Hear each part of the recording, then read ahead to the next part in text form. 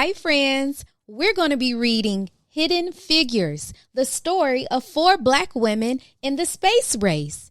If you have a copy of this book, go ahead and grab it. We're about to get started.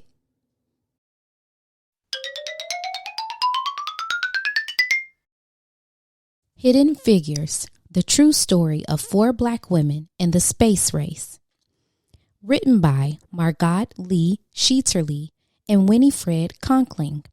Illustrated by Laura Freeman. Dorothy Vaughan, Mary Jackson, Katherine Johnson, and Christine Darden were good at math, really good. In 1943, the United States was at war. World War II. Dorothy Vaughan wanted to serve her country by working for the National Advisory Committee for Aeronautics, the government agency that designed airplanes. Having the best airplanes would help America win the war. Making airplanes fly faster and higher and safer meant doing lots of tests at the agency's Langley laboratory in Hampton, Virginia. Tests meant numbers. Numbers meant math, and math meant computers. Today we think of computers as machines, but in the 1940s, computers were actually people like Dorothy, Mary, Katherine, and Christine. Their job was to do math. Because Dorothy was Black and a woman, some people thought it would be impossible for her to get a job as a computer. She lived in Virginia, a southern state, where laws segregated or kept apart Black people and white people. They could not eat in the same restaurants. They could not drink from the same water fountains. They could not use the same restrooms. They could not attend the same schools. They could not play on the same sports teams. They could not sit near each other in movie theaters. They could not marry someone of a different race. But Dorothy didn't think it was impossible. She was good at math, really good. She knew she was the right person for the job. She applied, and the laboratory offered her a position as a computer. At work, Blacks and whites were kept apart. The white computers worked in one building, and Dorothy and the other Black computers worked in a different building, in their separate office. Even though they worked on the same kinds of assignments, the Black computers and white computers used separate bathrooms and ate in separate lunchrooms. America won the war in 1945, but Dorothy stayed on the job, still trying to make airplanes faster and safer. By 1951, the Americans and the Russians were competing to see who could build the best planes. That meant more experiments and more numbers. Lots and lots of numbers. And more numbers meant the need for more computers. That's when Mary Jackson got a job as a computer at Langley. She worked in a group that tested model airplanes in wind tunnels. A wind tunnel was a machine like a huge metal box with a powerful fan attached. Mary put model airplanes in the wind tunnel and blasted them with air from the fan. This experiment helped her group improve their designs on the models before building full-size airplanes.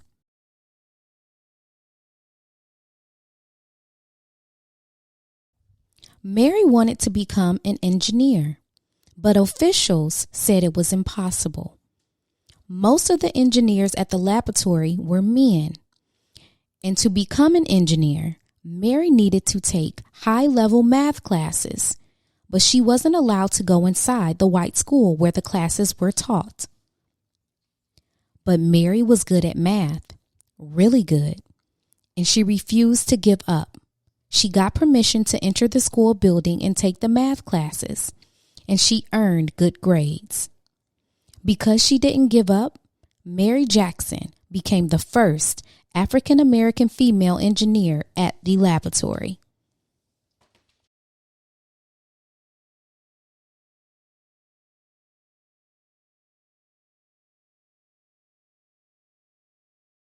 Katherine Johnson was good at math and always asked lots of questions. In 1953, she applied to the laboratory for a computer job and was placed on a team that tested actual planes while they were flying in the air. Their research was used to figure out ways to prevent future plane crashes. In one of her first projects, she learned how to analyze turbulence, or dangerous gusts of wind. No one knows how many lives her work may have helped save.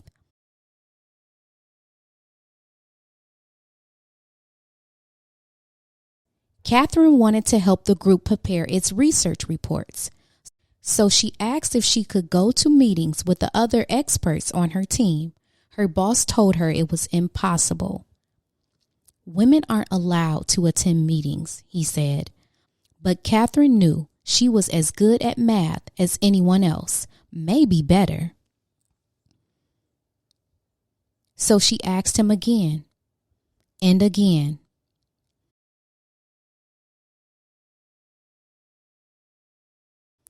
And again.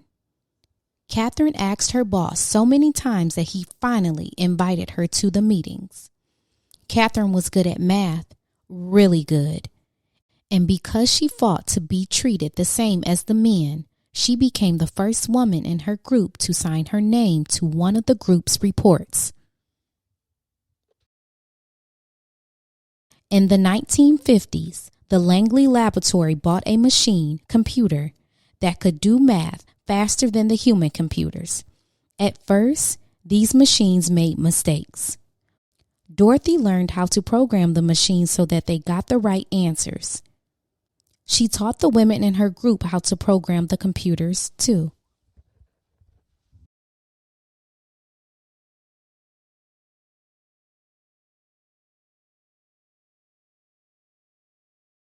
In 1957, Russia launched a satellite known as Sputnik into orbit around the Earth. The United States started building satellites to explore space too. For years, the laboratory had used math to design airplanes. Now it would need math to create spaceships as well. The government decided to change the agency's name from the National Advisory Committee for Aeronautics to the National Aeronautics and Space Administration, NASA. In 1961, President John F. Kennedy told Congress, "I believe that this nation should commit itself to achieving the goal before this decade is out of landing a man on the moon and returning him safely to Earth." A man on the moon? But the first step to getting a man on the moon was to send an astronaut around the Earth. NASA was going to need to hire more space experts and more people who were good at math, really good. The people at the laboratory had to work together from morning to night to figure out how to send astronaut John Glenn into space and bring him back home to Earth safely. Katherine Johnson knew she could use math to help. "Tell me where you want his spaceship to land, and I'll tell you where to launch it," Katherine told her boss. Katherine helped calculate the trajectories, or pathways, that rockets traveled through space. She had to plan Glenn's exact route from takeoff in Florida to splashdown in the Atlantic Ocean. There was no room for error. No one was better than Katherine at solving these tricky math problems. Days before his mission, John Glenn wanted Katherine to double-check the machine computer's trajectory calculations to make sure it hadn't made any mistakes. When Katherine said the numbers were correct, Glenn was ready to go. On February 20th, 1962, Glenn blasted off into space, circled the Earth, and made his way home safely. Meanwhile, laws began to change so that black and white students could go to school together. Blacks fought for the right to sit beside whites on buses and to drink from the same water fountains. At the laboratory, Black and white computers started working together in the same offices, eating at the same lunch tables, and using the same bathrooms.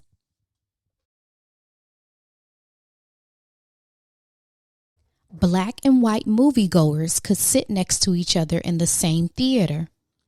Across the country, people started to think about ways to bring equality to all Americans. Christine Darden was good at math, and she loved electronic computers. She started working at Langley in 1967. Christine wanted to become an engineer, and thanks to Dorothy, Mary, and Katherine, she knew it was possible. Eventually, she became an engineer for supersonic airplanes, planes flying faster than the speed of sound. But her first job was to help with NASA's mission to the moon.